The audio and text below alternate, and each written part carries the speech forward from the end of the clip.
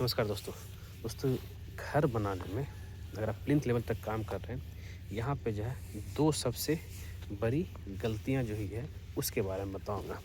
और आप वीडियो को शुरू में ही समझ गए होंगे भाई क्या गलती हम बताने वाले हैं। क्योंकि यहाँ पे ठेकेदार आप ही का नुकसान करवा रहा है। यहाँ पे एक तो ईंटा का नुकसान करवा दिया, फुटिंग से लेकर के प्लिंथ लेवल तक जो है पूरा ईंटा चिनाई कर दिया। दूसरा नुकसान ये करवा दिया, वह बेस ही बर्बाद कर दिया। बेस वाला जो कॉलम है वही बर्बाद कर दिया। बर्बाद ये इसलिए कैसे हुआ, क्योंकि अगर आप कुछ इस तरीके से जो है ईंट चिनाई करके आप इसमें कॉलम की ढलाई करते हैं, अब इसको तराई का समय ही नहीं मिला।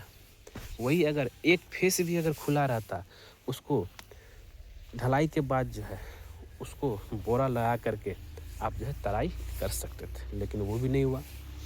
तो चारों साइड से पूरा, अब मैं ऐसा क्यों बोल रहा हूँ, क्योंकि जब भी कभी हम लोग कॉलम का ढलाई करते हैं शटरिंग करके, फिर उसको खोलते हैं, फिर उसमें बोरा लपेटते हैं, बोरा लपेटने के बाद उसको पूरी तरीके से हम लोग तराई करते हैं, लेकिन यहाँ पे वो भी नहीं हो पाया।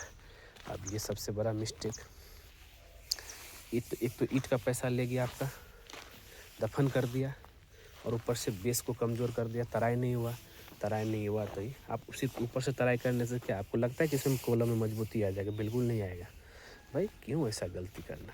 दूसरा एक और चीज़ क्या गलती है, प्लिंथ बीम चाहिए चिनाई के लिए जो बेस है वो पूरा स्ट्रेट होना चाहिए। लेकिन अगर आप यहाँ पे देखेंगे ऊपर नीचा, यहाँ भी देखेंगे तो आपको जो है यहाँ शुरू हुआ, फिर ऊपर चला गया, फिर नीचे चला गया। ऐसा कहीं बेस होता है क्या, बताइए? फिर यहाँ भी देखिए, यहाँ भी सेम वैसे हुआ, नीचे है ये, फिर ऊपर गया, फिर नीचे चला गया। भाई इस तरह का गलती क्यों करना, बताइए? समय वही है, पैसा भी वही लगा रहे हैं। पैसा क्या आपका यहाँ पर ईंटा इतना बर्बाद कर दिया। कम से कम अगर इस पूरा एरिया की बात भी करेंगे ना, कम से कम 2 से 3 ट्रैक्टर आपका ईंटा एक्स्ट्रा लग गया होगा, जो कि कभी निकलेगा भी नहीं। भाई इसकी जगह पे आप जो है शटरिंग करवा लेते, प्लाई शटरिंग करवा करके जो है इसको कॉलम को ढलाई करवा देते। कॉलम ढलाई करने के बाद जो है उसको डिशटरिंग करके पूरा प्रॉपर तरीके से वाटर कूलिंग करवा लेते। उसकी मजबूती इसकी मजबूती में ज़मीन आसमान का अंतर है।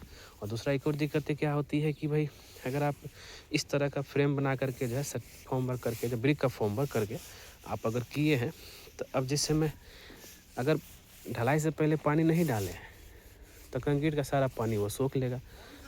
हाँ हाँ, तो उससे क्या है कि आपका जो है मजबूती नहीं रहेगा। चलते हैं, तो इस तरह का जो है गलती नहीं करना है, आपको ध्यान में लेकर चलना है। तो ध्यान में रखिएगा कि भाई ऐसा ना हो, जिससे क्या है कि आपका बेस अगर कमज़ोर हो गया तो इसके ऊपर आप कुछ भी कीजिए उसमें उतनी मजबूती नहीं आएगा। मिलते हैं नेक्स्ट वीडियो में कुछ नए टॉपिक के साथ। आज के लिए बस इतना ही। वीडियो देखने के लिए धन्यवाद दोस्तों।